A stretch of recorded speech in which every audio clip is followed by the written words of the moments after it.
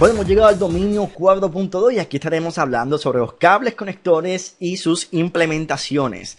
Bien, aquí hablaremos sobre los tipos de cables, por ejemplo, el plenum, el cable PVC, el cable UTP, STP, fibra y cable coaxial. Usted debe entender que la mayoría de las redes están interconectadas a través de cables. Por eso es que es importante que esta presentación usted entienda, porque si usted va a implementar una red, usted debe saber qué tipo de cable va a utilizar para interconectar todos los equipos.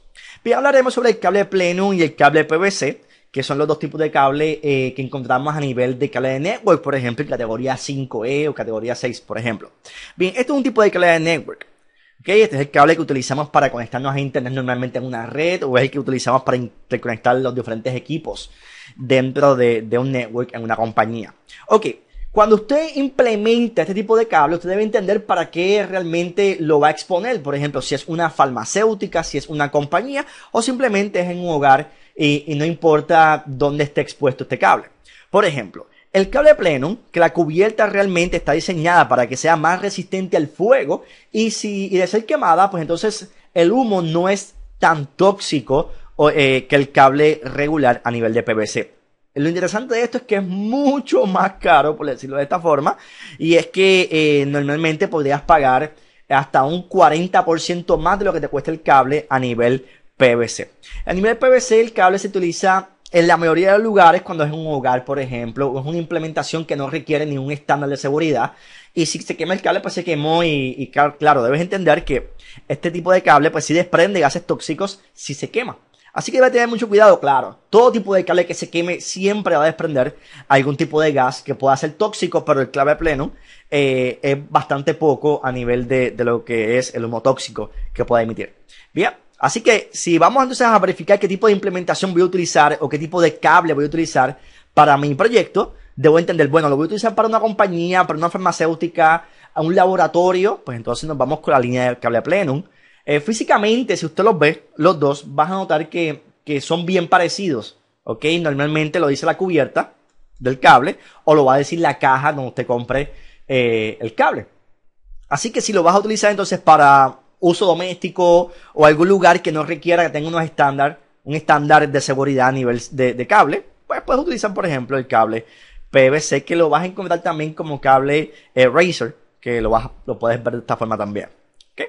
Bien, entonces vamos a hablarte un poquito sobre lo que sería el tipo de cable UTP y STP. Aquí tenemos un Shielded Twisted Pair y tenemos Shielded Twisted Pair. Realmente esta cubierta es un tipo de cubierta en aluminio que se utiliza para evitar la interferencia en los cables. Este tipo de cubierta, si te fijas, no la tiene. ¿Ok? Este tipo de cable es más económico que este. Claro, este tipo de cable está más expuesto a tener interferencias en la comunicación y este pues nos ayuda a tener el cable con menos interferencia o con bien poca interferencia en el caso de haberla.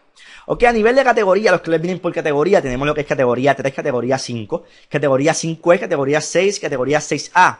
Cuando usted observa el cable, en su cubierta vas a notar, si te fijas, vas a notar que van a tener un tipo de información, aquí no te aparece completa, pero normalmente va a decir si categoría 5 categoría 5. ¿Qué tipo de cables hay que utilizar? Bueno, todo depende de lo que vayas a hacer o todo depende de lo que vayas a conectar en la red. Por ejemplo, si usted va a conectar ahora mismo, normalmente el cable que se está utilizando es 5E y 6 a niveles 6, 6A. Ahora, 5E es un estándar que la mayoría de las compañías lo están utilizando y soporta hasta 1000 megabits por segundo. Recuerde siempre que cualquier metodología o prototipo de comunicación se va a transmitir a nivel de bits por segundo.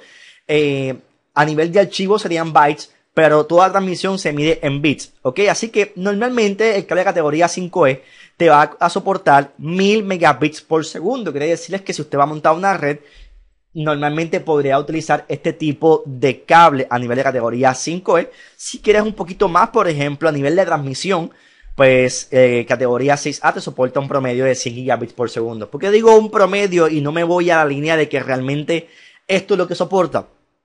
Los cables pueden tener, por ejemplo, pérdidas en la comunicación. A lo mejor te transmite a 1000 megabits por segundo y cuando hace la evaluación completa estás transmitiendo a 950 megabits por segundo. Todo depende realmente de los equipos que tengas conectados a nivel de lo que son los switches, a nivel de lo que son los routers, tus diferentes nodos por donde pasa la comunicación, y aparte de esto es la distancia del cable. Normalmente, en promedio son 100 metros de distancia.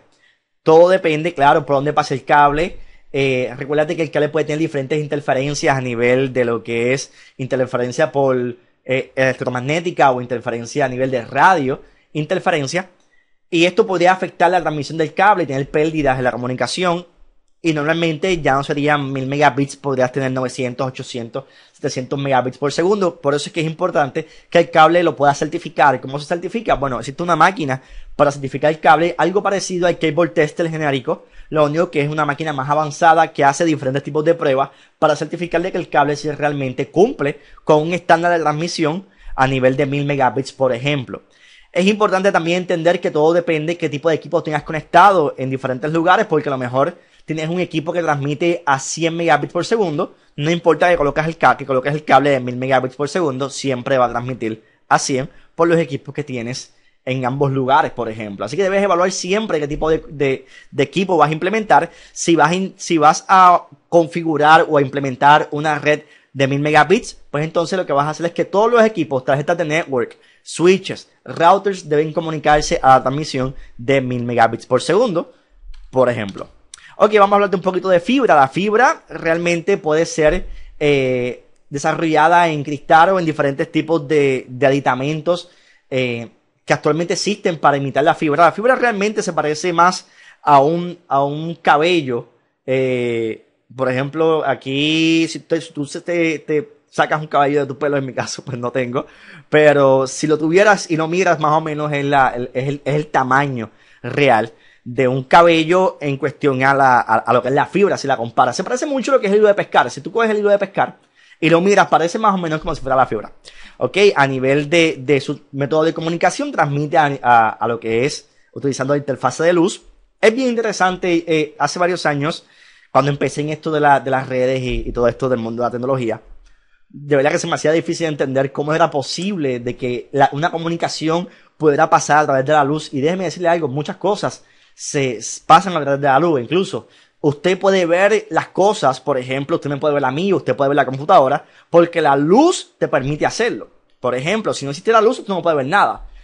Tú puedes ver los equipos porque la luz se rebota realmente en el equipo y por eso es que tú puedes ver las diferentes cosas de día y de noche no puedes ver. Es bien interesante cómo funciona todo esto de la luz, y la luz se utiliza como medio de comunicación a nivel de fibra para pasar la data realmente. ¿Ok? Es un cable más costoso que el cable UTP. Normalmente es uno de los medios que se utiliza actualmente en la mayoría de las empresas para altas distancias de comunicación. Si usted va a comunicar, por ejemplo, kilómetros a nivel de ruptura de un lugar a otro, pues normalmente se utiliza fibra. Y la fibra pues viaja a una velocidad increíble y transmite grandes capacidades de transmisión. ¿Ok? Tenemos dos tipos de fibra, realmente full duplex, half duplex. A nivel de full duplex, la comunicación, si te fijas, puede venir de ambos lados, puede ser ida y vuelta, por ejemplo. Y aquí, o la comunicación va o la comunicación viene, realmente es en la línea de half duplex. Bien, vamos a hablar de un poquito sobre lo que sería el cable coaxial. El cable coaxial es el tipo de cable que normalmente utilizamos cuando conectamos una antena al televisor. Si te fijas, es un cable de cobre. Y si miras más o menos la cubierta, tenemos una cubierta externa, que la puedes ver en esta área. Tenemos una malla aquí de cobre realmente. Normalmente puede ser de cobre o aluminio. Y aquí tenemos entonces una insulación y tenemos entonces el cable de cobre. ¿Ok? Existen diferentes tipos de conectores para conectar este tipo de cable. Por ejemplo, te puedo mencionar el RG58, pero no es el único que viene el 59. Hay diferentes tipos de conectores para diferentes tipos de dispositivos. Normalmente este tipo de cable se utiliza mucho a nivel de lo que sería internet, por ejemplo, cable modem. Y en la mayoría de los dispositivos a nivel de televisores y antenas. Ok, vamos a hablar entonces de los conectores RJ45 y RJ11. RJ11 es el conector normalmente que utilizamos para el teléfono. Cuando usted tiene una línea de teléfono, el conector que tiene ese cable es RJ11, que ese es el conector que usted lo conecta al teléfono. Y el RJ45 es el tipo de conector que utilizamos para los cables de network. Es importante que sepas cuáles son los conectores porque viene en examen y es importante que entonces logres identificar cuál es cuál. Recuerda, el de teléfono es RJ11 y el de network es RJ45. Bueno, hemos llegado al final del dominio 4.2. Es importante que estudies este módulo. Cualquier duda o pregunta que tengas, puedes utilizar el sistema de soporte en línea. Bueno, nos veremos entonces en el próximo módulo. Muchas gracias.